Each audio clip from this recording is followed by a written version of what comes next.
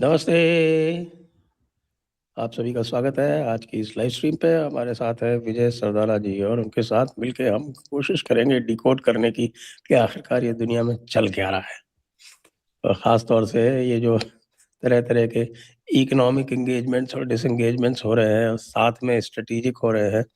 तो ये जो गड्ड-मड्ड चल रही है, क्या है? इनसे जानेंगे। आप सभी लोगों से अनुरोध है कि कृपया हमारी चैनल को सब्सक्राइब कर लें और सरदाना जी की विजय सरदाना इनसाइट्स को भी सब्सक्राइब कर लें और वीडियो को लाइक भी अवश्य करें। तो स्वागत है आपका विजय सरदाना जी एक बार पुनः जयपुर डायलॉग्स पर।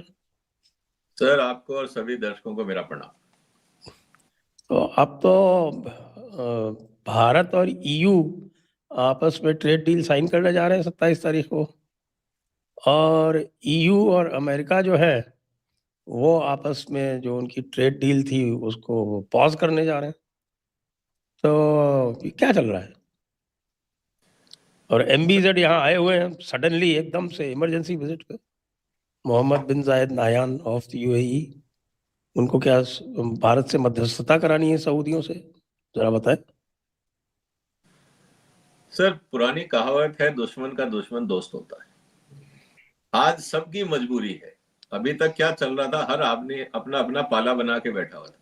यूरोप अपनी दादागिरी कर रहा था, अमेरिका अपनी, भारत के अपने नखरे थे, हम ऐसे ही करेंगे वैसे ही करेंगे। ट्रंप ने आके सबकी चद्दर खींच दी कि अब लड़ो। सबका दुश्मन बन गया। हाँ, उसने एक साथ सबकी चद्दर उतार दी हाँ। कि अब सबके कपड़े उतर गए, अब खेलो, अब दिखाओ किसमें कितना दम है। मैं देख के बैठ के देख रहा हूँ। अब वो बन गए जैसे दबंग होते हैं ना गांव वाले, कि सब उतार दिया अखाड़े में कि अब लड़ो कुश्ती, और मैं देख रहा हूँ कौन क्या कर रहा है, और फिर मैं देखूंगा किसको कैसे निपटना है। तो इस समय जो स्थिति है पूरी दुनिया की वो यही है कि ट्रम्प साहब का रोल दबंग वाला है। जैसा वो चाहते हैं वैसा होगा। रूल बुक से उनको मतलब नहीं। अभी ये भी कहा जा रहा है कि ये जो नया इन्होंने कमेटी ऑफ पीस या फोरम ऑफ पीस जो बना रहे हैं, ये यूएन का अल्टरनेट है। मतलब कुछ भी चल रहा है इस समय दुनिया में। आप ये नहीं बता सकते कि पिछले हफ्ते जो हुआ था इस हफ्ते उसका क्या इम्प्लीकेशन है। रोज एक नई लाइन खिंचती है, पुरानी लाइन टेढ़ी होती है, छोटी होती है, पता नहीं लग रहा कहाँ क्या हो रहा है। तो स्थिति आज ये है सर, हमें सबसे पहले अपने घर को सुधारना है। जहां तक बात है ईयू भारत, चाइना में ट्रेड डेफिसिट है, यूएई में ट्रेड डेफिसिट है, आसियान में भारत का ट्रेड डेफिसिट है। एक कंट्री, एकमात्र कंट्री जहां पे भारत का ट्रेड सरप्लस था वो था यूएस। वहां पे ट्रम्प, और यूएई में हम करीब 25 के आसपास हैं, चाइना में 80 से ऊपर है। और ये तो पुराने आंकड़े, इस साल तो और बदल जाएगा क्योंकि जिस तरह से क्रूड के प्राइस बढ़े हैं, डॉलर डिवैल्यूएशन हुआ है, नंबर बढ़ेगा। तो ये सब चीजें, तो एकमात्र देश जिससे हमारा पॉजिटिव ट्रेड बैलेंस था वो था अमेरिका। अब वो रास्ता हो गया, ट्रम्प साहब ने टैरिफ लगा लगा के और दुनिया भर के काम करके वो कर दिया है बंद। अब अल्टीमेटली भारत को रास्ता ढूंढना है। ईयू के साथ भारत ट्रेड करना चाहता है। सवाल अब इस बात का है कि हम ऑफर क्या करेंगे और वो क्या करेंगे। आज भारत जो चीजें यूएस मतलब कि यूरोप से लाएगा वो क्या हो सकती है। हम एग्रीकल्चर को तो टच करने नहीं दे रहे, तो बचा क्या? हाई एंड मशीन्स वो हम ऑलरेडी इंपोर्ट कर रहे हैं, कुछ केमिकल्स वो हम ऑलरेडी इंपोर्ट कर रहे हैं, कुछ टेक्नोलॉजीज वो हम ऑलरेडी इंपोर्ट कर रहे हैं। इस एग्रीमेंट से नया क्या आएगा? क्योंकि ईयू के पास जो सबसे बड़ा टेंशन है इस समय वो है उनका सरप्लस डेयरी प्रोडक्ट्स। डेयरी को हम हाथ नहीं लगाने दे रहे, ना हमने यूएस को दिया, ना न्यूजीलैंड को दिया, ना हम यूरोप को ओबलाइज करेंगे। उसके बाद बचे सम फ्रूट्स एंड वेजिटेबल, जो टेम्परेट क्रॉप है वहां पे, जिसकी भारत में पैदावार कम होती है क्योंकि हमने कश्मीर और हिमालय के ऊपर ध्यान दिया नहीं। हमारे पास टेम्परेट जोन बहुत है लेकिन हमने ढंग से वहां पे काम किया नहीं। वो कुछ क्रॉप्स, बेरीज वेरीज आ सकती हैं। इसके अलावा भारत देगा क्या, इसको भी हम सोचें। हम ऑलरेडी आईटी सर्विसेज दे रहे हैं, तो नया क्या होगा इसको सोचना होगा। कार्स, दूसरा, phones. Cars phone sir, they are much ahead, और चाइना से लेंगे ना। देखिए मैन्युफैक्चरिंग में तो हम चाइना के आगे नहीं खड़े होते। कोई भी कस्टमर आज अगर चाइना, क्योंकि सारी यूरोपियन कंपनीज ने चाइना में इन्वेस्ट कर लिया, वो भारत में इन्वेस्ट नहीं किया। इस बात को समझो, अपना जो मैन्युफैक्चरिंग कर रहे हैं वो वहां से लेंगे या भारत से लेंगे, I doubt. I am going very practical and critical analysis. एक दो चीज जो भारत से जा सकती है, थोड़ी बहुत ज्यादा जा सकती है, वो है फार्मास्यूटिकल और वो है टेक्सटाइल। ये दो सेक्टर्स हैं जिसके अंदर भारत कुछ मार्केट खोल सकता है। बाकी जो होना है, आईटी सर्विसेज भी ऑलरेडी हम कर रहे हैं। Textile we have to compete with Vietnam, Bangladesh, China and India and Indonesia. Textile में कंपटीशन है। फार्मास्यूटिकल में हम एक्सपोर्ट करेंगे तो जेनेरिक करेंगे, हमारे पास पेटेंट तो है नहीं, पेटेंट सारे यूरोप के पास है, तो हम क्या एक्सपोर्ट करेंगे? Generic medicine. Generic medicine are branded commodities. Raw material हम चाइना से लाते हैं, डब्बे में डालते हैं, पैकेट बनाते हैं और बेच देते हैं। तो कहने का मतलब ये है, मुझे ये लगता है सर, इस समय जो हम कर रहे हैं, मेरा पर्सनल ओपिनियन है, बाकी दर्शक और आप अपने अपने व्यूज बता सकते हैं, भारत को अगले 1-2 साल तक लग के मेक इन इंडिया को ईमानदारी से सही करना चाहिए। क्योंकि दुनिया को स्लोगन नहीं चाहिए, आप कुछ भी बोलते रहिए make in India is great, वहां पे जो बायर बैठा है ना सुपरमार्केट में यूरोप के अंदर, वो कहेगा okay I want to buy shirt, give me the rates and samples. उसको 10 जगह से सैंपल और रेट आएंगे पूरी दुनिया से, जहां से उसको अच्छा और सस्ता मिलेगा वो ले लेगा। उसकी टेबल पे ये नहीं लिखा होगा कि you have to give preference to India. ये बात बहुत क्लियर है, क्योंकि जब आप और हम भी परचेज करते हैं बाजार में जाके, नेशनलिटी देख के, सुपरमार्केट में कोई नहीं खरीदता। अगर ऐसा हो रहा होता तो ट्रेड हमारा जो चाइना से इतना डेफिसिट है वो नहीं हो रहा होता। अगर हिंदुस्तानी भी नेशनलिटी देख के खरीद रहा होता कि मुझे सिर्फ मेक इन इंडिया ही खरीदना है, अगर ऐसा होता तो चाइना के साथ हमारा इतना बड़ा ट्रेड डेफिसिट नहीं होता।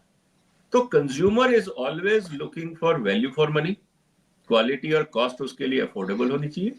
हर देश यही करेगा, हम भी यही करेंगे। तो मुझे लगता है कि पहले हमें अपने घर को सुधारना।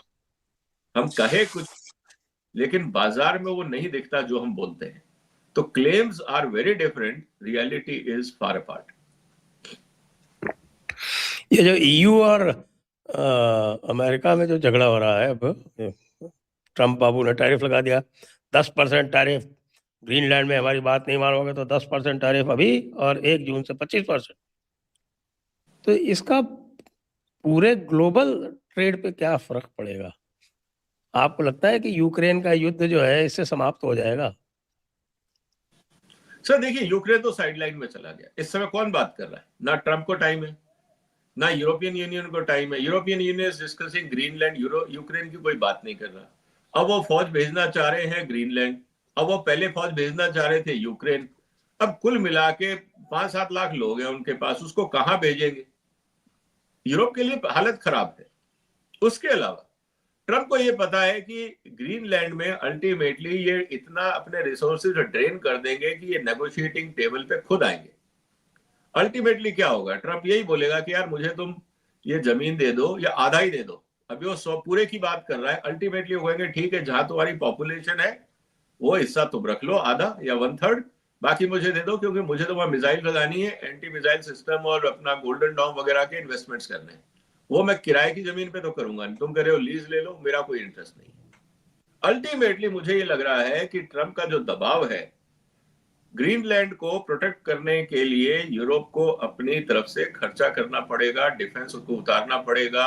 अब ऐसा तो है नहीं कि F-35 पे वहां बैठ के वो मिसाइल चलाएंगे, या F-35 अमेरिका का और F-35 ब्रिटेन से उड़ रहा है और आपस में एक दूसरे पे फायरिंग कर रहे हैं।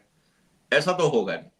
ये ट्रम्प को भी पता है, इनको भी पता है। और अगर हुआ भी तो ट्रम्प को करना क्या है? सारे स्विच ऑफ कर देगा पीछे से, सारी टेक्नोलॉजीज को वो अब कल को हैक कर दे, बैन कर दे, उनके साइबर अटैक करके उनके सारे सॉफ्टवेयर तो अमेरिका के पास ही है ना, उनको बंद कर दे, तुम क्या उड़ा लोगे? तो Europe is in bad situation, financially भी, स्ट्रेटेजिकली भी, पॉलिटिकली भी। क्योंकि यूक्रेन के कारण उनकी इकोनॉमी की हालत खराब है, politically there is no consensus, NATO के कोई सिग्निफिकेंस नहीं बचा, और ग्रीनलैंड आने से खर्चे और पॉलिटिकल चैलेंजेस कई गुना बढ़ गए। तो ये तमाशा चलेगा। ट्रम्प को चुपचाप बैठना चाहिए। मेरा तो ये मानना है कि अपने आप ही यूरोप आएगा, कहेगा चलिए बात करते हैं। वैसे से होता है ना कि ठीक है, जमीन पे कब्जा मत कर, एक काम कर, तू नीचे के घर पे तू रह ले, ऊपर वाले में मैं रह लेता हूँ, दोनों भाई निपट लेंगे। वही बात होगी यहाँ पे। तो part of Greenland will be handed over to US, under some politically acceptable terms and conditions for European population. क्योंकि ग्रीनलैंड का क्या कहना है? ग्रीनलैंड का ये कहना है कि साहब हमारी कल्चर, हमारी संस्कृति वगैरह वगैरह।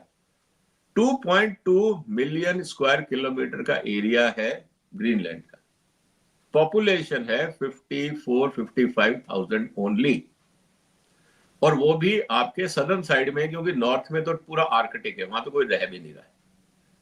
अब जो भी सदर्न हिस्सा है उसमें आप ले लो यार, 400-500-700 स्क्वायर किलोमीटर जो लेना है तुम ले लो, बाकी तुम क्या करोगे? नॉर्थ में जाके खेती तुम कर नहीं रहे, टूरिज्म तुम कर नहीं रहे, पड़ी है जमीन खाली, तुम्हारे किस काम की है? कम से कम हमारे काम आ जाएगी, हम थोड़ा वहां पे खेल कूद लेंगे। कहने का मतलब ये है कि अल्टीमेटली ट्रंप की तरफ से यही मैसेज जाएगा कि तुम अपना कल्चर का इशू उठा रहे हो, रखो, बाकी मुझे दे दो। और ये बंटवारा लॉजिकल भी लगता है, यूरोप के लिए कम सिरदर्दी वाला भी होगा, नेटो भी बच जाएगा, अलायंस भी बच जाएगा। ये मेरा प्रपोजल है ट्रंप को और यूरोप को कि भैया बीच का रास्ता यही है। अब अगर आप ये कहोगे कि नहीं मैं पूरी तरह से अपने पास रखना चाहता हूं, तो ट्रंप कहेगा ठीक है रख लो, अपना खर्चा खुद उठाओ, मैं चला। फिर आप नेटो भी संभालो, यूक्रेन भी संभालो, ग्रीनलैंड भी संभालो, और मेरे जो पैसे वो वापस कर दो, मैं अपना सामान लेके जा रहा हूं, तुम संभालो अपनी दुकान। नहीं तो ऐसा थोड़ी है कि भाई यूएस की इतना सारा इन्वेस्टमेंट है यूरोप में, यूएस का पूरा बैंकिंग सिस्टम जो है वो पूरी तरह से यूरोप में इन्वेस्टेड है, इतने सारे उनके जो सप्लाई चेन्स हैं वो एंटेंगल्ड हैं आपस में, तो ऐसा थोड़ी है कि यूएस को नुकसान नहीं होगा। यूएस सर का देखिए, ऐसा क्या है, उन्होंने टैरिफ लगा के कौन सा वो तीर मार दिया? जो नुकसान केवल क्या दूसरों को हो रहा है, उनको खुद को नहीं हो रहा। वो हल्ला देखिए करता रहे भले कि मैंने 17 ट्रिलियन कमा लिए, मैंने 20 ट्रिलियन कमा लिए, सब जानते हैं झूठ बोल रहा है, वो तो डेली के बेसिस पे झूठ बोलता है, उसको क्या है? सर देखिए, ट्रंप का सोच बड़ा अलग है ना। वो ये कह रहा है कि मेरे पास इस समय 38 ट्रिलियन डॉलर का 38.4 ट्रिलियन डॉलर की लायबिलिटी है, जो इस महीने मुझे लगता है टप के हो जाएगी 39 प्लस समथिंग। हर महीने करीब 1-1.5 ट्रिलियन डॉलर का घाटा जुड़ना ही जुड़ना है, जिस तरह से हालात है। इस स्थिति के अंदर ट्रंप के दिमाग में एक ही चीज है कि मेरा जो जहाज डूब रहा है डेट के चक्कर में, उसका पूरा फोकस वहां जाएगा। रही बात इन्वेस्टमेंट्स की, सरकार ने तो इन्वेस्ट किया नहीं, किया तो प्राइवेट कंपनी में। आप करो ना धंधा, मैंने कब रोका है? आप टैरिफ दो, धंधा करो। अगर मान लीजिए कोई ऐसे क्रिटिकल कंपोनेंट है जहां पे यूएस की कंपनियां जाके ट्रंप को बोलेंगी कि सर ये आप फंस रहे हैं, यहां से टैरिफ हटा दो, अच्छा इसको हटा दो, उसको क्या सोचना है? उसको कौन सा पार्लियामेंट जाके परमिशन लेनी? भाई वो तो जैसे है ना कि डब्बे में पर्ची डाली हुई है, भाई या तो खुद निकाल लो या मैं निकालता हूं। तो वहां मान लीजिए ऑटोमोबाइल कंपनी कहती है कि हमारे कंपोनेंट्स आने हैं यूरोप से और हम बना नहीं पा रहे ऑटोमोबाइल, वो कहेगा ठीक है ऑटोमोबाइल कंपोनेंट का टैरिफ हटा दो, बाकी रहने दो। फार्मा वाले बोलेगा सर सस्ती दवाई नहीं आ रही, मैं क्या करूं, अच्छा फार्मा का हटा दो, बाकी रहने दो। यही करेगा वो। तो स्थिति ये है कि अब जो प्रिडिक्टेबिलिटी होती है बिजनेस एनवायरनमेंट में वो नहीं है। तो इसीलिए लॉन्ग टर्म फोरकास्ट करना कि इस सेक्टर को ये होगा और उसको वो होगा, वो पॉसिबल नहीं है। क्योंकि अल्टीमेटली हुआ क्या, टैरिफ लगाने के बाद चाइना ने जब मैग्नेट देना बंद कर दिया, रेयर अर्थ मैग्नेट देना बंद कर दिया, तो ट्रंप साहब खुद गए ना हाथ खुलवाने, कहे यार ठीक है वो हो गया सो हो गया, तुम एक काम कर मेरे को मैग्नेट दे और तेरा ये मैं टैरिफ कम करता हूं। एक महीने में आपने पासा पलट लिया। कहने का मतलब यह है कि इस समय आप लॉन्ग टर्म प्रोडक्टिबिलिटी नहीं कर सकते। एक ही चीज जो सरकारों को और इंक्लूडिंग गवर्नमेंट ऑफ इंडिया जो फोकस करना चाहिए, आप अपनी सप्लाई चेन्स को रेजिलियंस कैसे कर रहे हैं। टैरिफ रेट डॉलर ये फ्लक्चुएशंस डेली बेसिस पे होंगे, लेकिन अगर आपके पास लॉन्ग टर्म अरेंजमेंट है सप्लाईज का और आपके लिए क्रूशियल है, आप उस पर ध्यान दो। क्योंकि कल को मान लीजिए स्थिति और बिगड़ती है, कॉम्प्लिकेटेड होती है ग्रीनलैंड को लेकर, तब यूरोप की अगर स्थिति में नहीं है, क्योंकि अब हालत देखिए ना, वहां पे सर्दी का टाइम है, एनर्जी इज 4 टाइम्स एक्सपेंसिव। अब यूरोप को जिस रेट पे आपको देगा वो आपसे मांगेंगे 4 गुना पैसे। वही चीज आपको चाइना से मिलेगी 1/3 में। अब आप चाइना से लोगे या यूरोप से क्यों? लोगे? एफटीए साइन करने के बाद भी रशिया देगा ना, रशिया तो बिल्कुल सस्ते नहीं देगा। भाई आप इसको इस तरह से क्यों नहीं देखते हैं कि ये जो ट्रंप के मैड कैप डिसीजंस हैं, ये एक ऐसा वर्ल्ड ऑर्डर में चेंज ला सकता है जिसमें कि पूरा यूरोप इंक्लूडिंग रशिया एक तरफ हो जाए। तब क्या करेगा आप ट्रंप? नहीं नहीं, वो तो हो, देखिए वो तो होना ही है, अल्टर डी डॉलराइजेशन उसी दिशा में जा रहा है, इसमें कोई नई बात नहीं है सर। मेरा सिंपल ये कहना है कि भारत सरकार या भारत का कंज्यूमर, अगर हम इंडिया सेंट्रिक बात करें, अगर मान लीजिए हमने एफटीए साइन भी कर लिया यूरोप से, हम वहां से क्या लेंगे? उनकी सारी चीजें चाइना से महंगी है, वो खुद चाइना से लाते हैं। अब चाइना से वो मंगाएंगे रॉ मटेरियल, फिर वहां उसको डब्बे में भर के हमको देंगे, हम डायरेक्ट नहीं ले लें चाइना से, सस्ता पड़ेगा। तो अल्टीमेटली एफटीए आज की तारीख में वही मीनिंगफुल है जहां आपके पास किसी सेक्टर में स्ट्रेंथ है, और हमारी स्ट्रेंथ कहां है, हमें यह सोचना होगा। तो दिक्कत हमारी ये है कि एफटीए साइन तो करना चाह रहे हैं, हमें पता है कि हमको क्या बेचना है, हम क्या बेचना चाहते हैं, लेकिन हमें यह समझ में नहीं आ रहा कि हम कौन से सेक्टर को कॉम्प्रोमाइज करें, क्योंकि यूरोप भी तो वन वे ट्रैफिक नहीं चाहेगा ना, वो भी कहेगा हमारा माल भी खरीदो। तो वो कौन से प्रोडक्ट होंगे जो हम यूरोप से लेंगे, चाहे वो महंगे ही हो, हम चाइना से नहीं लेंगे? क्योंकि अगर मान लीजिए आपने प्राइवेट सेक्टर पे छोड़ दिया, तो प्राइवेट सेक्टर व्यापारी तो वहीं से लेगा जहां से सस्ता है, क्योंकि एमआरपी तो उसको वही देनी है। वो मार्जिन देख के लेगा कि मैं यूरोप से लाता हूं $10 का बैठता है, चाइना से लाता हूं 5 का बैठता है, एमआरपी मेरी $15 है, तो यूरोप में $5 बचेगा, चाइना में $10, तो यूरोप में क्यों जाऊं, चाइना से लाऊंगा। आप घूम फिर के फिर चाइना पहुंच गए, इवन आफ्टर साइनिंग एफटीए।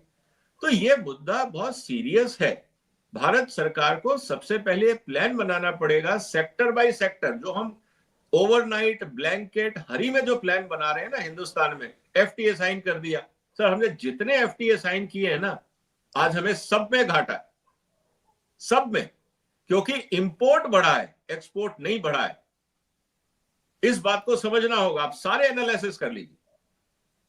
तो ये हमारे लिए इंटरनल चैलेंज है, इसमें ट्रंप और यूरोप कुछ नहीं कर सकता, हमें अपने घर को सुधारना होगा, और वो रोड मैप मुझे नहीं दिख रहा है। ये सबसे बड़ी चिंता की बात। मैं कल इंडस्ट्री कॉन्फ्रेंसेस में था, पिछले 1 महीने में मैंने जब से इंटरनेशनल जियो पॉलिटिक्स पे और जियो इकोनॉमिक्स पे बोलना और लिखना शुरू किया है, बहुत सारी कॉन्फ्रेंस में मेरे को इन्विटेशन है।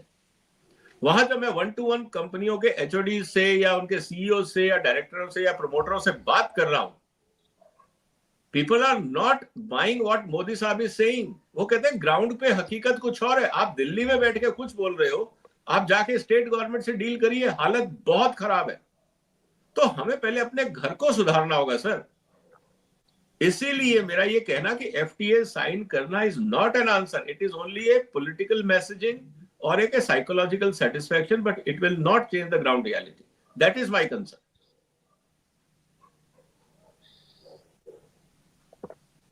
जी। अब इसी परिप्रेक्ष्य में ये जो आपका लेटेस्ट विजिट हो रहा है मोहम्मद बिन जायद नहयान का भारत में, इसको कैसे देखते हैं आप? सर मुझे लगता है इसके अंदर बहुत इंपॉर्टेंट जियो पॉलिटिकल अंडरटोन है।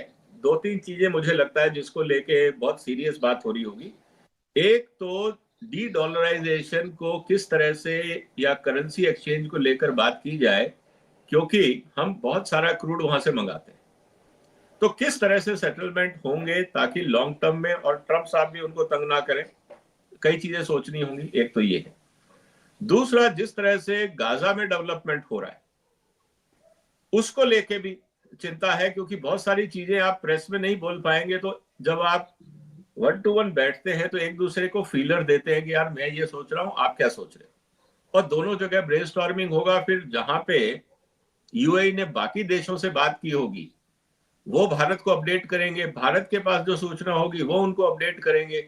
तो ये हाई लेवल पे इस समय जो चल रहा है वो मुझे लगता है ज्यादा इशू ये है कि जियो पॉलिटिकल इक्वेशन, जिस तरह से ट्रंप का इरेटिक बिहेवियर है उसको काउंटर करने के लिए, और आने वाले समय में, क्योंकि ये 3 साल रहने वाला है, अगला ये प्रॉब्लम ये नहीं है कि 1 महीने में सीजनल है खत्म हो जाएगा।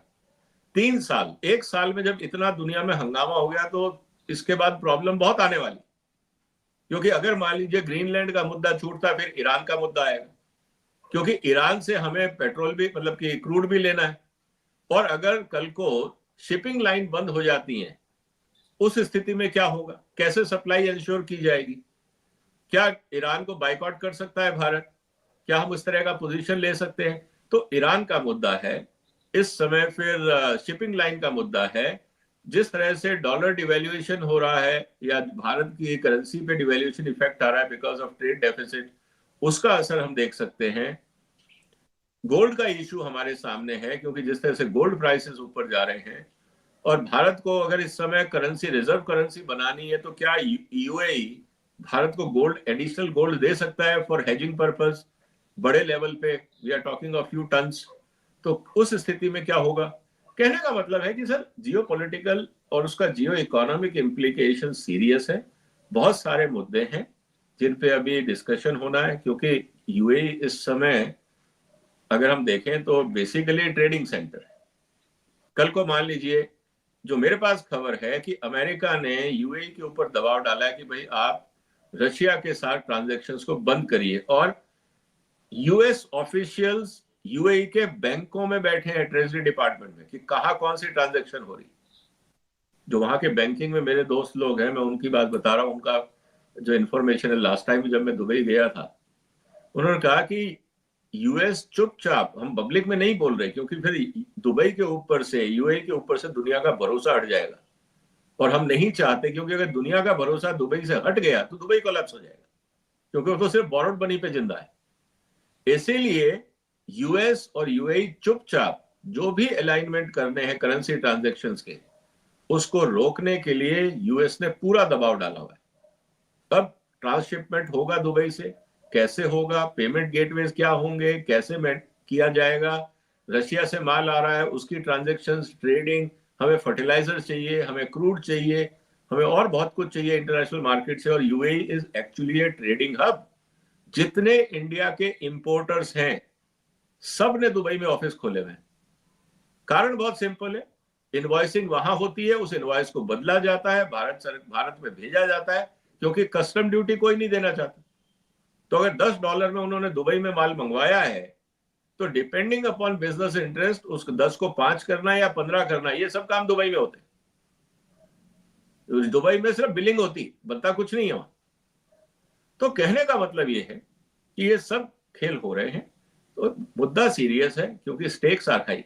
तो उनके विजिट का प्राइम मिनिस्टर से वन टू वन बात करना, हर चीज आप मीडिया या पत्रकार या टेलीफोन पे कर नहीं सकते, क्योंकि वो भी सर्वेलेंस में होंगे। तो मुझे लगता है मैटर गंभीर है। हाँ, अभी लेकिन जो बात इसमें महत्वपूर्ण है वो है कि this is an emergency visit. Sir, क्योंकि जो 3 डेवलपमेंट हुई हैं, गाजा की और ईरान की, ये डायरेक्ट इंपैक्ट करेगा यूएई को। और इस समय इतना टाइम नहीं है कि हम 15 दिन बाद बात करेंगे। इस समय तो ये है कि जो अपने साथी लोग हैं तुरंत उनसे बात करो। एक जगह प्रेसिडेंट साहब आए, कुछ उनके मंत्री कहीं और गए होंगे, टर्की गए होंगे, चाइना गए होंगे, रशिया गए होंगे, और जो इंपॉर्टेंट है ब्राजील गए होंगे। कई मुद्दों पे, कई फ्रंट पे काम चल रहा होगा, क्योंकि development is very fast, Swift and serious. तो लॉन्ग टाइम नहीं है। और भारत में मोदी साहब से बात करने के लिए आप किसी जूनियर मंत्री को नहीं भेजोगे। तो इट इज कर्टसी कॉल, और फिर 1 to 1 रिलेशन भी है दोनों नेताओं में। तो इट इज बेटर कि हार्ट टू हार्ट बात हो जाए, ताकि हम एक बार मोदी साहब का व्यू समझ लें, फिर हम आगे की तैयारी करते हैं, क्योंकि भारत किस पक्ष में बैठेगा ये समझना जरूरी है। तो मुझे लगता है ये इसीलिए विजिट है, और वो भी इमरजेंसी विजिट का पर्पज ये है कि मैं आके बात करता हूँ आपसे। ओके। और ये जो पीस बोर्ड बना रहा है इससे तो जो पूरा जो वर्ल्ड ऑर्डर है और वर्ल्ड इकोनॉमिक ऑर्डर है, इसका क्या होगा? ये तो खंड खंड करने पर तैयार है। सर, जिस दिन उन्होंने मिनिस्ट्री ऑफ वॉर बनाई थी, मैं उस दिन समझ लिया था कि उस मिनिस्ट्री का एक्शन प्लान क्या होगा। अगर आप किसी डिपार्टमेंट का नाम लिखते हो मिनिस्ट्री ऑफ वॉर, तो end of the day annual report में आप क्या दिखाओगे कि मैंने कितनी लड़ाइयां लड़ी या कितना पीस किया। आपका मैंडेट ही लड़ना है। तो आप बताइए कि साल भर में आपने कितनी लड़ाइयां लड़ी। आप कहोगे नहीं जी हम तो पीस कर रहे थे, या हम तो डिफेंस कर रहे थे। कि डिफेंस तुम्हारा काम ही नहीं है, तुम्हारा काम तो ऑफेंस है। हमने तो तुम्हें मिनिस्ट्री ऑफ वॉर बना दिया है, तो घर में नहीं बैठो, फ्रंट में बैठो। ट्रम्प साहब का ये कहना है। और डिपार्टमेंट, ये जो बोर्ड ऑफ पीस बनाने का मतलब, इसका मेरे को लग रहा है एक ही एजेंडा है सर। अब ट्रम्प साहब कहते हैं कि देखो कंट्रोल तो मैं रखूंगा, मैं तो बॉस हूं, बोर्ड ऑफ चेयरमैन, मेरे अंडर सारे काम होंगे, लेकिन पैसा मैं नहीं लगाऊंगा। तो उन्होंने क्या किया है, पूरी दुनिया में सब लोगों को बोल दिया आओ बोर्ड ऑफ पीस ज्वाइन करो, लेकिन $1 बिलियन की टिकट है। तो गाजा में जो खर्चा होगा वो सब आप करोगे। $1 बिलियन अगर आपको परमानेंट मेंबर बनना है तो है टिकट, अगर आपको परमानेंट नहीं बनना है तो नहीं है। सर ऐसा है ना कि परमानेंट और नॉन परमानेंट तो बात सीधी सी हो गई। डिस्क्रिमिनेशन तो यही हो गया ना कि देखो ये फ्री वाला है तो ट्रम्प वैसे ही घुसने नहीं देगा। ट्रम्प को इस समय चाहिए गाजा के लिए पैसा। वो दुकानदार आदमी है सर, उसकी हर चीज में कहीं ना कहीं पैसे का लिंक होता है, हर चीज में प्राइस टैग है उसके साथ। तो उन्होंने ये कहा है कि मान लीजिए 100 देश भी या 50 देश भी जुड़ जाते हैं, 20 देश भी जुड़ जाते हैं, तो मुझे $20 बिलियन तो मिल गया गाजा के लिए। थोड़ा बहुत इधर उधर से मैं डरा धमका के वर्ल्ड बैंक वगैरह को जोड़ जाड़ के करके मैं $30-40 बिलियन में दोबारा गाजा को पूरा रिजॉर्ट बना दूंगा, चलाऊंगा मैं। और बाकी जिसको जहां रहना है इनके लिए मल्टी स्टोरी कोने में बिल्डिंग बना देंगे, ये घूमते रहेंगे। थोड़ा सा एरिया उसको बोल देंगे इजिप्ट को कि भैया थोड़ा एरिया तू भी दे, 100-500 बिल्डिंग वहां बना देते हैं। और इस एरिया को कंट्रोल करेंगे इजराइल, अमेरिका, और जो एसेंशियल सप्लाईज है वो कहेंगे इजिप्ट को तुम दो, काम खत्म, दुकान चल रही है, अपना रिजॉर्ट बन गया, रियल एस्टेट बनाओ और बेचो। और क्या काम है सर? इजराइल ने तो खुद ही मना कर दिया, उसने कह दिया this is not in accordance with our policies. Israel होता कौन है? कल को अगर इजराइल के अंदर मान लीजिए नेतन्याहू इसीलिए लड़े हुए हैं क्योंकि उनके अपने एजेंडा है, कल को इलेक्शन होता है, नेतन्याहू वहां सीएम मतलब पीएम नहीं रहते हैं, तो नया आएगा वो मान लेगा। इस समय उनकी सबसे बड़ी टेंशन है सर कि अगर नेतन्याहू ज्यादा शोर मचाते हैं तो ईरान में अमेरिका साथ नहीं देगा। वो कहेगा ठीक है तुमको मेरी नहीं सुननी ना, तुम खुद लड़ लो, फिर फंसेंगे वो। तो इस समय प्रॉब्लम बहुत ज्यादा है, इजराइल अमेरिका के बगैर रह नहीं सकता। तो ये कहना कि ये पसंद नहीं है वो नहीं है, ये सब पॉलिटिकल मैसेजिंग है सर। अदरवाइज मुझे ये बताइए कि इतना बड़ा डिसीजन हो रहा है, आपको क्या लगता है कि इजराइल का कंसेंट नहीं लिया होगा ये अनाउंस करने से पहले? आफ्टर ऑल ऐसा तो है नहीं कि ट्रम्प साहब ने कागज खुद बनाए, कोई 5 आदमी बैठे होंगे, उन्होंने उसका स्ट्रक्चरिंग बनाया होगा, 10-15 लोगों से बात की होगी, अमेरिका में एक थिंक टैंक होगा, दुनिया में बाकी जगह जिनसे पूछना होगा उन्होंने उनको कंसल्ट किया होगा बैकडोर, उसके बाद ये कागज बना होगा, फिर इसको पब्लिकली रिलीज किया है। उस पे फिर इजराइल के पीएम बोलते हैं मुझे पसंद नहीं। ये तो सब दिखावा है सर। अगर तुम्हें पसंद नहीं था तो तुम पहले इनपुट देते ना, पहले तुमने हाँ बोल दिया, बाद में बोल दिया हमें पसंद नहीं। तो ये तो सर मीडिया कंजम्पशन है, ये सब पॉलिटिक्स है। अल्टीमेटली सबको पता है क्या होना है। जब ट्रंप ने वो कागज लिखा है और भेजा है बाजार में, उसमें जिस जिसका कंसेंट चाहिए होगा सबसे ले लिया, सीधी सी बात। अब बाद में आके ये कहना कि पसंद नहीं है, ठीक है नहीं पसंद, आप बाहर बैठ जाओ, कोई दिक्कत नहीं, हमें आपकी जरूरत भी नहीं। इसीलिए ये चैलेंज। भारत क्या करेगा? भारत के हित में क्या है आपके अनुसार? भारत के हित में सबसे पहले निज पर शासन, फिर अनुशासन। हमें अपने आप को सुधारना होगा। नहीं, वो तो बात हो गई, वो तो आपने शुरू में ही काफी कुछ कह दिया। मैं तो इस पीस बोर्ड के बारे में स्पेसिफिकली पूछ रहा हूँ, पीस बोर्ड का क्या करना है हमें? देखिए पीस बोर्ड में आपके लिए कैच-22 सिचुएशन है। आप मना करते हो तो आप फिर ट्रंप को पंगा करते हो, अगर आप हाँ करते हो तो फिर आपके जितने तो हम तो ट्रेड डील की तरह करते हैं ना हम हाँ करते हैं ना ना ना हाँ ना ना। सर इस समय देखिए आपके पास इनविटेशन है, और सरकार में और डिप्लोमेसी में क्या होता है कि मैंने आपको एक निमंत्रण भेजा, आप आइए। अब आप अगर नहीं, जवाब भी नहीं दे रहे हो, इसका मतलब है ना है। इसका मतलब ये है कि हम, ट्रंप साहब ये कह रहे हैं अच्छा 10 दिन हो गए, 15 दिन हो गए, 20 दिन हो गए, मैं इंडिया के लिए टैरिफ कम करने की सोच रहा था, अब नहीं करूंगा। उनकी जेब से क्या जाना है, हम फिर अटक गए। अगर हम हाँ करते हैं तो जो हमारे मिडिल ईस्ट के दोस्त हैं वो नाराज होते हैं कि तुम फिर जाके ट्रंप की गोदी में बैठ रहे हो, उनका साथ दे रहे हो, और गाजा को कॉम्प्रोमाइज हो रहा है। क्योंकि कल को गाजा तो वही करेगा या गाजा में वही होगा जो ट्रंप चाहेंगे, और ट्रंप का रोड मैप क्या है ये आपके पास है नहीं। आप अगर ट्रंप से मांगेंगे भी तो ट्रंप साहब के पास बहुत अच्छा बहाना है ये कहने का, भाई देखो पीस बोर्ड मैंने बनाया है, आप ज्वाइन कर लो, उसके बाद हम मिलके फैसला करेंगे। और मिलके फैसला तो यूएन में बहुत हुआ, कौन से मान लिए। तो कहने का मतलब है ये पहले आपके बेट रख दिया है कि आप बोर्ड पे जो कमरे के अंदर होगा डॉक्यूमेंट उसी से शेयर होगा, आपसे नहीं होगा। अब आपको सोचना है कि आपको कमरे के अंदर आना है या बाहर बैठना है। तो भारत के लिए कैच 22 है, it's not a easy political decision. मुझे लगता है कि सरकार भी बैकडोर से कुछ ना कुछ बात कर रही होगी। बेसिकली देखिए, हम ये जो पीस बोर्ड का पूरा स्ट्रक्चर है वो तो it is not even indicating US hegemony, ये तो कह रहा है ट्रम्प हेजीमनी। उसमें प्राइवेट लोगों को, अपने दामाद को रखा हुआ है उसने। सर तो ये मैंने किसी आप तरह का इंटरनेशनल ग्रुपिंग तो है ही नहीं, ये तो एक प्राइवेट क्लब है। प्राइवेट क्लब क्यों ज्वाइन करेगा इंडिया? सर मैंने वही कहा ना कि आप इस समय यूएस या यूएन से बात नहीं कर रहे हो, आप ट्रम्प से बात कर रहे हो। और ट्रम्प का प्राइवेट क्लब तो पहले दिन से, आप सोचिए कि ट्रम्प का दामाद और ट्रम्प का दोस्त आज इंटरनेशनल नेगोशिएशन में अमेरिका को कोई अधिकारी नहीं जा रहा है। पुतिन से मिलने कौन जा रहा है? यही लोग। यूरोप कौन जा रहा है? यही लोग। नेटो की मीटिंग में कौन बैठे हैं? यही लोग। ईयू की मीटिंग में कौन बैठे हैं? यूरोपियन अमेरिकन एडमिनिस्ट्रेशन या अमेरिकन डिप्लोमेट्स का रोल क्या रह गया? सिर्फ बैग उठाना, आपको कागज बना के देना है, आगे क्या बात करनी है वो हम देखेंगे, आप बाहर बैठो। आज basically the complete US administration is serving Trump family. इस समय ये हो रहा है। तो ये कहना कि अमेरिका का एजेंडा है, अमेरिका इसमें कहीं नहीं है सर। अमेरिका तो वही करेगा जो ट्रम्प कहेगा। और अमेरिका का मतलब क्या है? सारे के सारे जो मंत्री हैं वो ट्रम्प साहब के पुराने दोस्त हैं, और ट्रम्प जो कहेगा वो करेंगे। They are only to execute. दिमाग चलाने का अधिकार किसी के पास नहीं है। They have to simply follow the dictate of the boss. अगर आप नहीं हो, अब देखिए तुलसी गबर्ड साइडलाइन हो गई, कहीं आपने उनका नाम सुना? जहां उन्होंने कहा कि भाई प्रोफेशनल एजेंसी है, उसमें हम आपको, and she is a chief of all intelligence agencies, उनका नाम ही नहीं कहीं पे भी।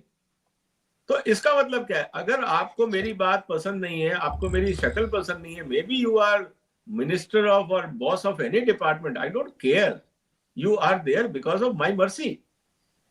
सिंपल सी बात है। तो इस समय जो पूरा, चाहे वो बोर्ड ऑफ पीस हो, चाहे वो कोई और इंटरनेशनल नेगोशिएशन हो, that is basically Trump's friend circle and Trump's family, basically Trump's club. उनको डिसाइड करना है दुनिया कैसे चलेगी।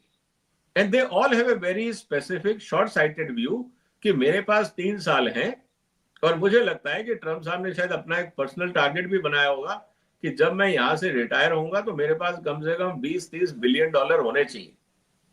तभी तो मैं कहूंगा 4 साल मैंने मेहनत करी है, नहीं तो मेरा क्या फायदा। भारत में अगर कोई ऐसा करे तो उसको शायद जिंदगी भर जेल में सड़ना पड़े। सर किया है ना लोगों ने, ठीक है। हमारे को डॉलर समझ में नहीं आता, हम रुपए भी टिके अटक जाते हैं। हम, हमारी अरे सोच भाई, छोटी। अरे किया, चोरी छुपे किया है ना, ऐसे थोड़ी किया जैसे ये कर रहा है सर वो ओपन इसलिए में। किया। देखिए इस समय क्या है कि हमारे यहाँ पे थोड़ा सा पब्लिक जो है वो इमोशनल है। अमेरिका की जो पब्लिक है वो डिस्कनेक्टेड है। उनको कोई मतलब नहीं, उनको सिर्फ अपना काम चलता है, घर की दुकान चलती रहे, उनको इससे मतलब नहीं है ट्रम्प क्या कर रहा है। उनका आईक्यू लेवल इतना नहीं है कि वो ग्लोबल लेवल पे सोच सके। वो सिर्फ अपने दायरे तक रहते हैं। आप अगर जाके एवरेज अमेरिकन से मिले वहां पे, और अगर आप उनको दुनिया की बातें बताएं, तो लोग वहां ये भी पूछते हैं कि can I go to Mount Everest by car. वो वहां ये भी बातें होती हैं।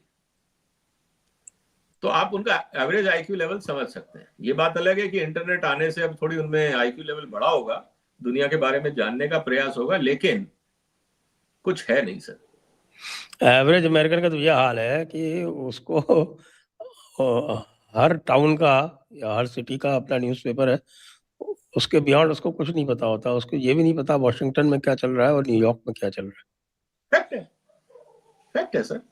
उनको जॉब उनके लिए है बर्गर बेचना या मैकडोनल्ड्स पे आवरली जॉब करना, उनका काम चल रहा है बस, ठीक है। वहां फर्क बहुत है सर। जो की लोग हैं, जिसको आप कह सकते हो डिसीजन मेकिंग पोजीशंस में, they are very shrewd. Companies के CEOs, MDs, because they are very well connected with politicians and global ecosystem.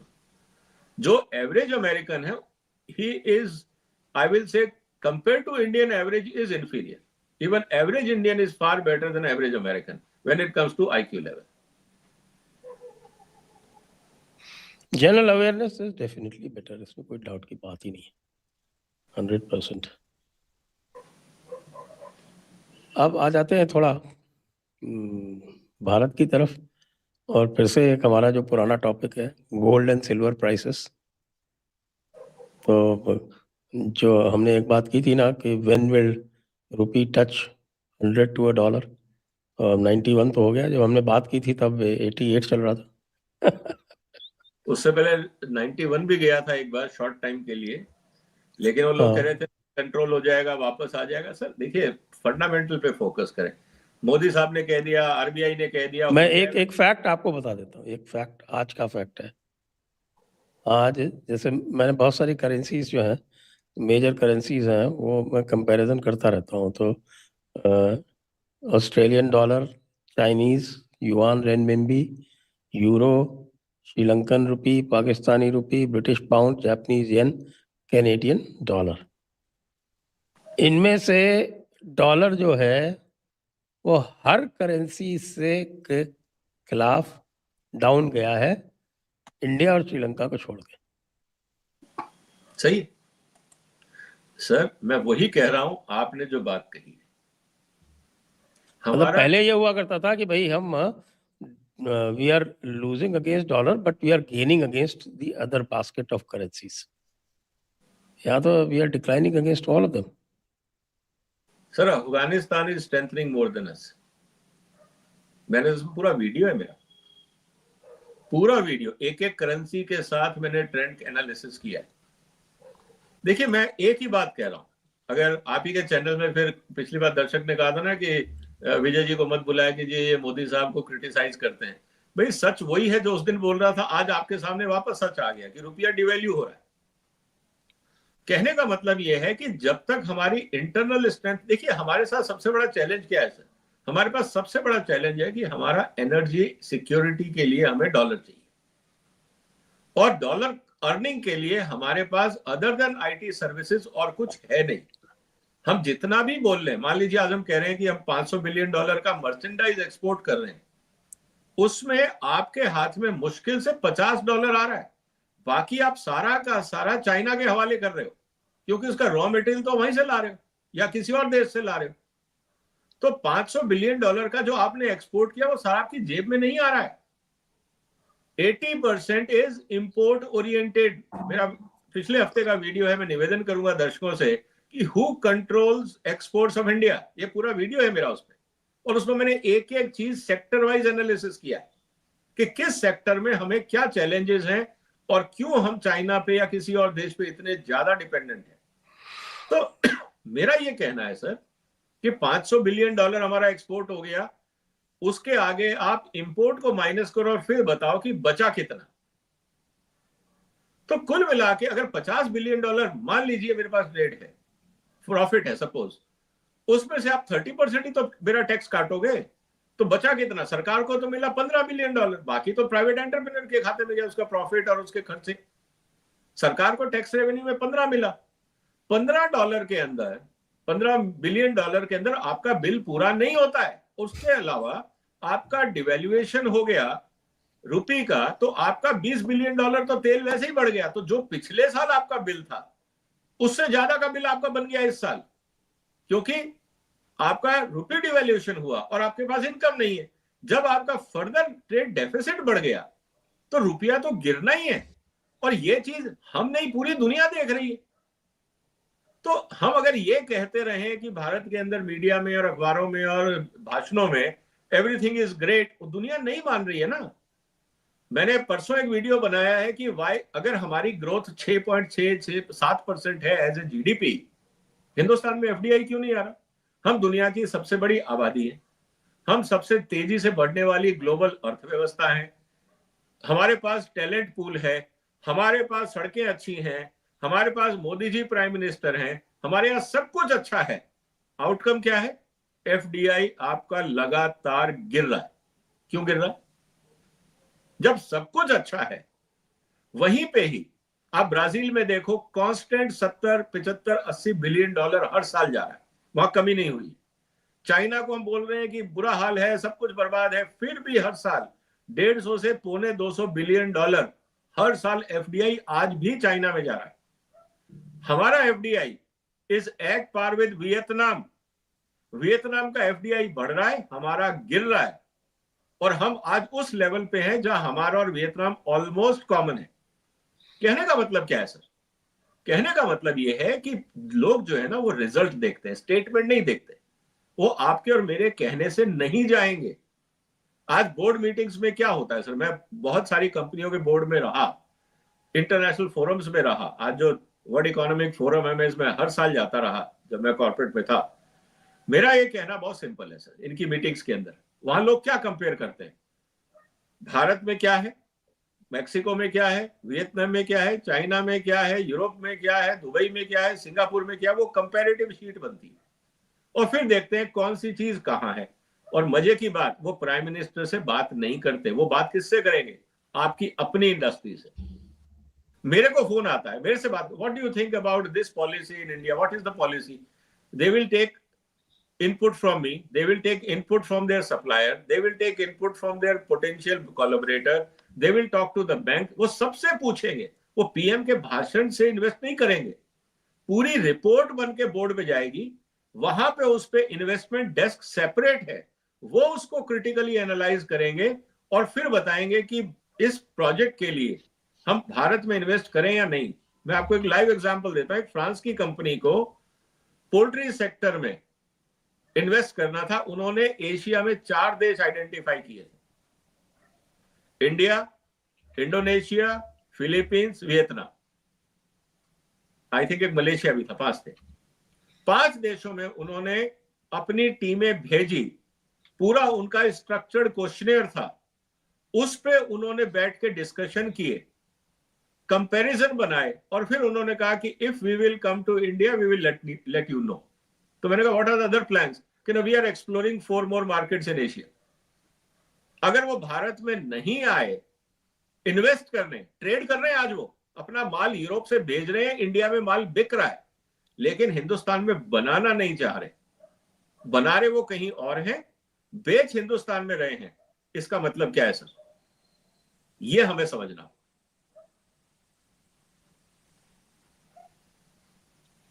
जी, तो आप कहने का मतलब ये पीएलआई वगैरह जो है इनका कोई इम्पैक्ट नहीं है? सर पीएलआई क्या है? कंपोनेंट में, वैल्यू चेन में होना चाहिए।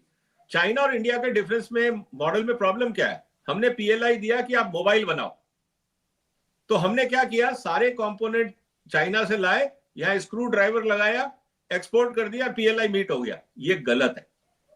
पीएलआई होना चाहिए था कि आप पूरा यहाँ पे सर्किट बोर्ड भी यही बनाओगे, ग्लास बनी यही बनाओगे, स्क्रीन भी यही बनाओगे, रैम और बाकी चीजें भी बनाओगे, असेंबली भी करोगे। ये पूरी वैल्यू चेन का पीएलआई होना चाहिए था। आपने एक कंपोनेंट को दे दिया तो क्या हुआ?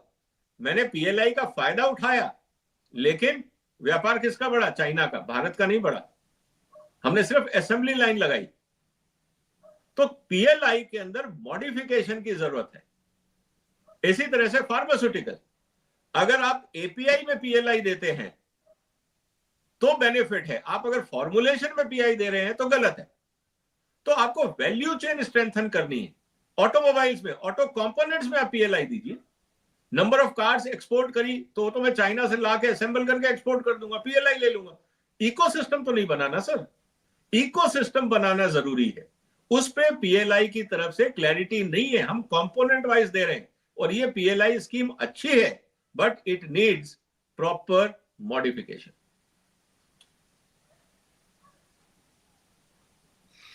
Okay, understood. तो आप जो अभी भारत के इतने सारे ट्रेड एग्रीमेंट्स हुए हैं, इनमें से सबसे प्रॉमिसिंग किसको देखते हैं? सर मुझे तो ये नहीं समझ में आ रहा कि हम कौन से सेक्टर में कॉम्पिटिटिव हैं। मैं 2 ही सेक्टर देख पा रहा हूं। एग्रीकल्चर तो आउट है, वो तो कहीं एजेंडा में है नहीं। आईटी ऑलरेडी कर रहा है जो उनको करना है। सिर्फ एक सेक्टर है जहां थोड़ा बहुत बेनिफिट हमको मिल सकता है, वो है टेक्सटाइल एंड फार्मास्यूटिकल। उनमें भी थोड़ा बहुत ऑटो कंपोनेंट्स। लेकिन जिस तरह के क्वालिटी नॉर्म्स हैं, आज हम फॉर एग्जांपल, आपने ईयू की बात करी, ईयू एफटीए साइन करेंगे। ईयू के अंदर मैंडेटरी है ट्रेसेबिलिटी। जब तक आपका मंडी सिस्टम रहेगा, आपकी ट्रेसेबिलिटी पॉसिबल ही नहीं, आप वैसे ही बाहर हो गए। मैंने आपको परमिशन दे दी कि माल लिया हो, लेकिन सबसे पहले मैं पूछूंगा आपका ट्रेसेबिलिटी सर्टिफिकेट दो साहब, वो तो नहीं है, बाहर बैठो, वो उनका कानून है। कहीं आपने तो कहा था हम आम खरीदेंगे, संतरा खरीदेंगे, खरीदूंगा, मना नहीं कर रहा हूं। क्वालिटी सर्टिफिकेट, ट्रेसेबिलिटी सर्टिफिकेट, अब उन्होंने जो कार्बन टैक्स लगाया उसका, बाकी चीजों का, ये जब तक कंप्लायंस हम लोग नहीं करेंगे हम एक्सपोर्ट नहीं कर सकते। सिर्फ डब्बे में भर के बेचना इज नो मोर बिजनेस। हर प्रोडक्ट लाइन के साथ there is a lot of compliance requirement. कल मैंने एक पेपर रिलीज किया सर, इंटरनेशनल कॉन्फ्रेंस में, मैं गोवा में था, मैं आपको भेजूंगा और हो सके आप अपने दर्शकों को भी भेज सकते हैं। CEO's playbook, how to manage in volatile ecosystem in the world today. और इतना उसको पसंद किया गया, मेरे पास आज तक फोन आ रहे हैं इंडस्ट्री के लोगों के कि what CEOs should do to capitalize this volatility or in disruption in the world market। वो मैं आपको भेजूंगा सर, करीब 36-40 पेज का डॉक्यूमेंट है। कहने का मतलब क्या है सर, कि रास्ता है लेकिन आप तैयार हो। आपने सड़क तो बना दी, आपको ड्राइविंग नहीं आती, सड़क क्या कर लेगी सर? या आपकी गाड़ी के अंदर हवा नहीं है, पेट्रोल नहीं है, आप कहोगे जी आपने सड़क नहीं बनाई, मैंने सड़क बना दी। FTA साइन करना मतलब सड़क बनाना है ना। मोदी साहब ने सड़क बना दी, चलाएगा कौन? आपका ड्राइवर नहीं है, ड्राइवर है तो गाड़ी नहीं है, गाड़ी है तो उसमें तेल नहीं है, तेल है तो हवा नहीं है, हवा है, सब कुछ है, आपकी ड्राइविंग फिटनेस नहीं है, तो सड़क क्या करेगी सर? तो सरकार अपना काम कर रही है, प्राइवेट सेक्टर की तरफ से जो इनिशिएटिव होने चाहिए थे वो नहीं हो रहे हैं। और मोदी साहब तो हर फैक्ट्री में जाके क्वालिटी अपग्रेड कराने वाले नहीं है। तो हमारे हिंदुस्तान में प्रॉब्लम माइंडसेट की है। जो चल रहा है चलता रहे, बिना दिमाग लगाए, बिना R&D किए, बगैर ट्रेनिंग लिए, बगैर अपग्रेडेशन किए, माल बिक जाए और प्रॉफिट आ जाए, हम उस मानसिकता से आज धंधा कर रहे हैं। वो नहीं हो सकता सर, वो पॉसिबल नहीं।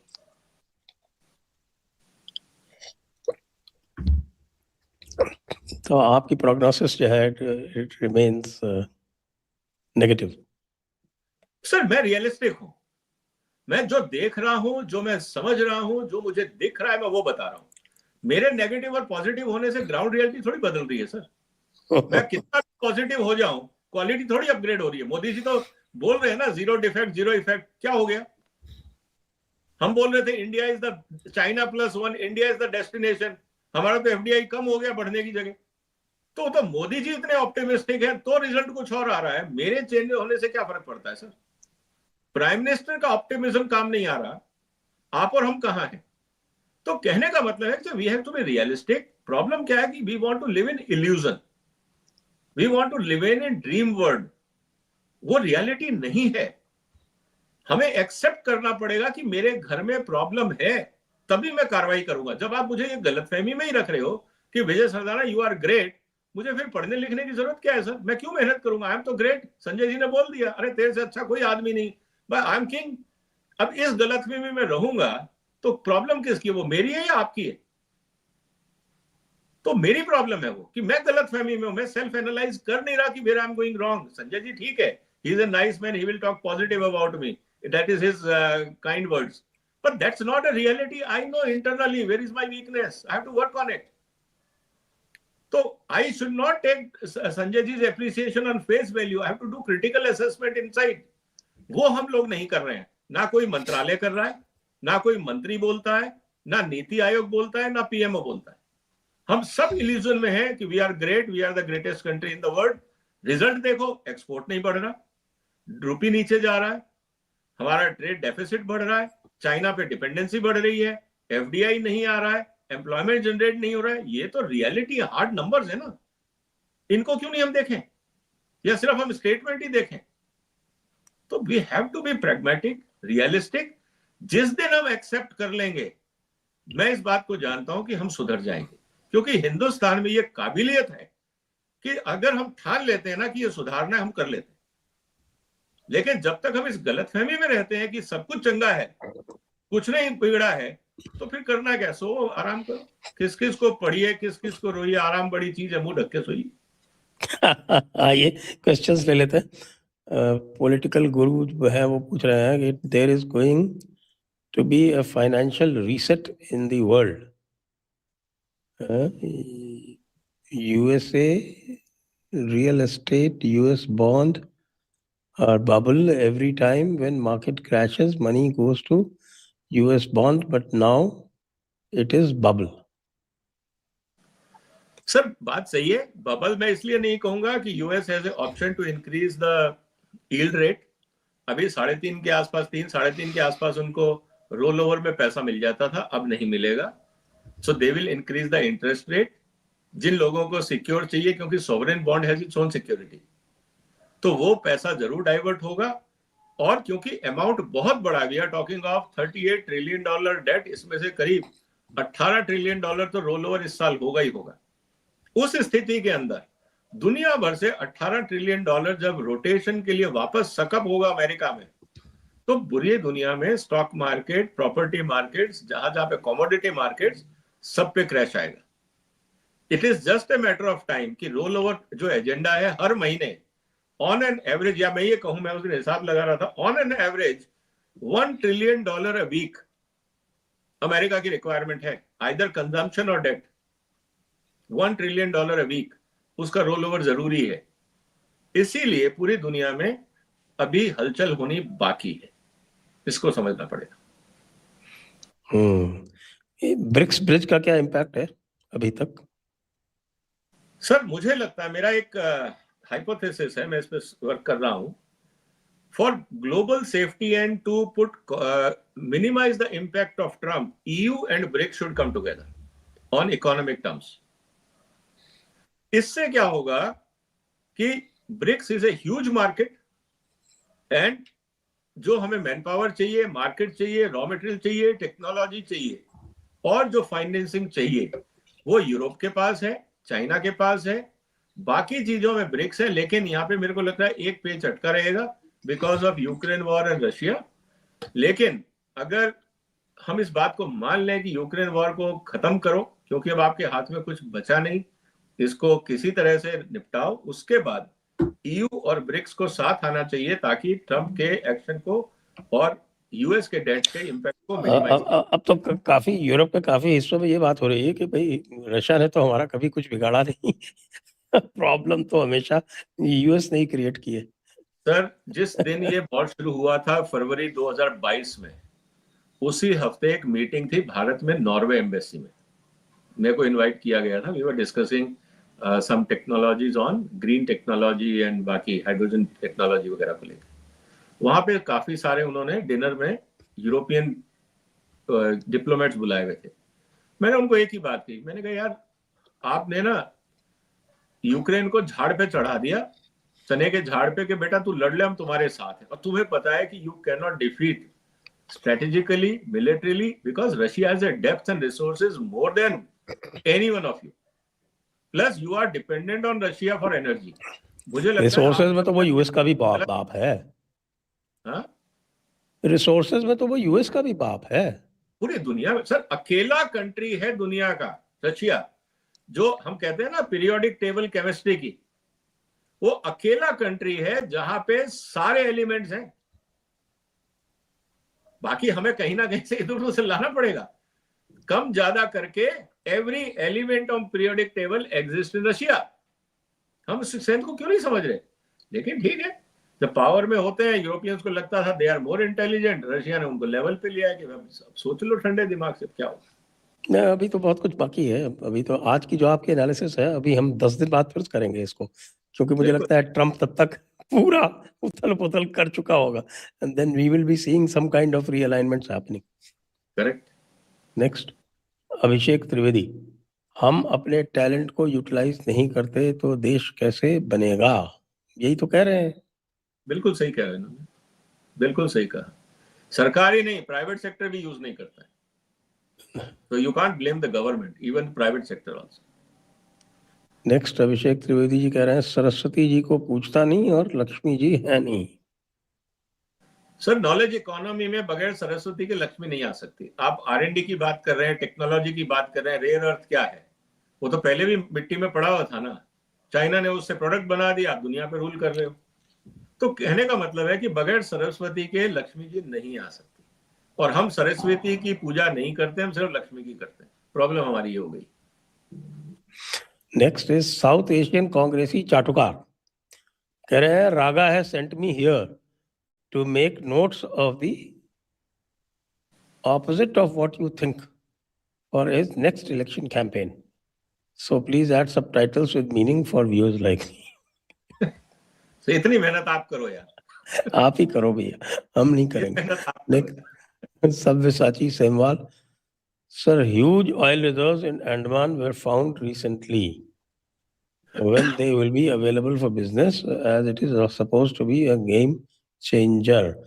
देखिए अभी जो है वो जो फर्स्ट स्टेज है वो क्रॉस हुई है, देखिए और भाई एक डिस्कवरी की गई कि हाँ साहब यहाँ पर ऑयल मिल सकता है, और अब वेल्स खोदे जा रहे हैं। वेल्स खोदने के बाद फिर ऑयल रिजर्व्स प्रूव होंगे, जब वो प्रूव होंगे तब हम बात करेंगे। देखिए मेरे दो एग्जांपल हैं। वेनेजुएला में दुनिया का सबसे बड़ा रिजर्व है, क्या स्थिति है आज सोचना पड़ेगा। केजी बेसिन में हमने रिलायंस को और ब्रिटिश पेट्रोलियम को दुनिया भर के कॉन्ट्रैक्ट दिए कि आप जाइए गैस निकालिए, क्या हुआ? रिलायंस जैसी कंपनी भी नहीं कर पाई जिसके लिए उन्होंने बड़े बड़े दावे किए थे, इन्वेस्टमेंट की बात की थी। अब हम बात कर रहे हैं further of course which is Andaman area, कौन इन्वेस्ट करेगा? Public sector units. किसके पास टेक्नोलॉजी है? कौन? बिकॉज ये हाई टिकट गेम्स, या तो आप फॉरेनर्स को लाओ रेवेन्यू शेयरिंग मॉडल पे, क्योंकि रिलायंस ने तो अपना क्रेडिबिलिटी या कहूं कैपेबिलिटी केजी बेसिन में दिखा दी। अब रही बात कि करेगा कौन। अगर हम ओएनजीसी के भरोसे छोड़ते हैं तो ओएनजीसी से तो सरकार डिविडेंड ले लेती है, अब बचा कितना? 1000। नहीं, अभी जो नई जो पॉलिसी, एक्सप्लोरेशन पॉलिसी जिसमें रेवेन्यू शेयरिंग का है, उसमें तो आपकी फॉरेन कंपनीज ही एक्सप्लोर कर रही है। हाँ, लेकिन मेरा वही कहना है कि सर उसके लिए भी तो खुल के हमें बात करनी पड़ेगी ना। नहीं, ये तो पॉलिसी सक्सेसफुल है, इस पे हम कभी अलग से बात कर सकते हैं। According to me this policy is quite successful, क्योंकि पुरानी वाली पॉलिसी चेंज की ना, जो इन्होंने केजी वगैरह में जो तमाशा किया था, हाँ, और जो लिटिगेशन हुए उसके बाद में, वो क्वांटिटी शेयरिंग पे थी, अब रेवेन्यू शेयरिंग पे की है। सर बिल्कुल सही है, और पहले तो ये था कि क्या और इन्वेस्टमेंट जो है वो भारत सरकार की तरफ से किया जा रहा है, तो दैट इज। मुझे लगता है कि वो पॉलिसी गलत है, क्योंकि जब आप भारत सरकार की तरफ से कैपिटल इन्वेस्टमेंट करते हो तो प्राइवेट सेक्टर इन्फ्लेटेड बिल देता है। 10 रुपए लगाएंगे, 25 का बिल भेजेंगे, और अब पानी के नीचे क्या हो रहा है आप घुस के तो देखोगे नहीं। तो ये बहुत क्लियरिटी होनी चाहिए इसमें। प्रॉब्लम क्या होती है ना कि हम चाहते हैं कि पकड़ भी, गर्दन भी मेरे हाथ में रहे और सामने वाला खुल के भी खेले, यही प्रॉब्लम है। नहीं, it is not exactly like this. हम इस पे एक अलग से सेशन रख लेते हैं, क्योंकि आई थिंक लोगों में बहुत इंटरेस्ट है कि साहब की ये ऑयल पॉलिसीज जो चेंज हुई हैं और जो ये एक्सप्लोरेशन आ रहे हैं, इसमें आगे क्या हो। ठीक, नेक्स्ट टाइम बात करेंगे। टॉय मॉय मूवीज, लास्ट टाइम भी बोला था मैंने, संजय सर ये बंदा सिर्फ बुराई करता है, इसको कुछ नहीं दिख रहा, इसके हिसाब से इकोसिस्टम बना और आने वाले 6 मंथ में भारत की जीडीपी नंबर 1 होगी। आपके मुंह में घी शक्कर। ये क्या कह रहे हैं? ये कह रहे हैं कि मेरे को मत बुलाओ, उनकी सुनो। वो कह रहे हैं भारत को मैं जीडीपी नंबर 1 बनाऊंगा दुनिया में। हद है लिखा है, बात लास्ट में हद है क्या है पता नहीं सर, लेकिन अगर ये चाह रहे हैं कि भारत का जीडीपी 1 और इनके हिसाब से हो, तो इनके मुंह में घी शक्कर। हम बहुत दुआएं देते हैं कि जो ये कह रहे हैं बिल्कुल सही हो। चलिए, जीडीपी ग्रोथ तो हो सकती नंबर 1, जीडीपी तो नहीं हो सकता नंबर 1। अब वो कह रहे हैं तो फॉर्मूला होगा ना सर उनके पास। चलिए, तो इसी के साथ आज की चर्चा को करते हैं हम यहीं पर समाप्त। सभी दर्शकों को धन्यवाद, विजय जी को बहुत बहुत धन्यवाद। जय हिंद, जय भारत, वंदे मातरम। वंदे मातरम सर।